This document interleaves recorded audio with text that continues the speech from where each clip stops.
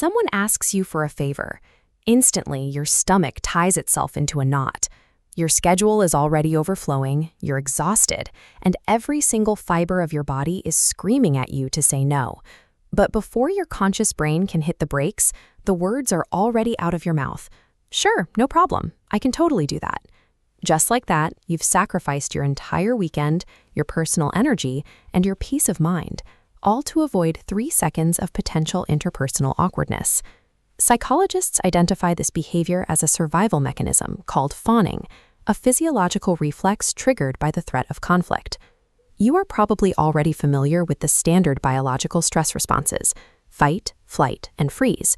There's a fourth stress response: fawning, an automatic nervous system urge to pacify a threat. Your brain interprets another person's disappointment as a literal danger, triggering an immediate cycle to keep them happy to maintain your safety. While fawning avoids immediate conflict, it traps you in a paradox. The attempt to keep the peace triggers 3 specific costs that work against the very security your brain is trying to build. The first hidden cost usually starts with the intention of protecting a relationship.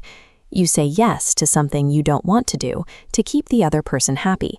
But every time a yes replaces a no, that unexpressed boundary is stored in your body.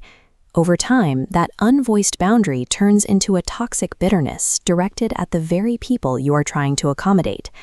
This creates a cycle where the pursuit of external harmony results in internal hostility, eventually poisoning the relationship from the inside out. People pleasers generally view their actions as selfless. You likely see yourself as someone who is simply being accommodating and putting others first. However, the mechanics of the fawn response reveal it as a form of covert manipulation. By hiding your true feelings, needs, and opinions, you are actively managing how the other person perceives you. You are withholding your reality to produce a specific reaction in them. The most effective tool is the 24-hour buffer rule. This mandates that you never answer a request immediately. The next time someone asks you for a favor, use a script like, "Let me check my schedule and get back to you tomorrow." This delay allows your nervous system to drop out of fawn mode, giving your logical brain the time it needs to assess whether you actually have the capacity and desire to say yes. Setting a boundary is not an act of aggression.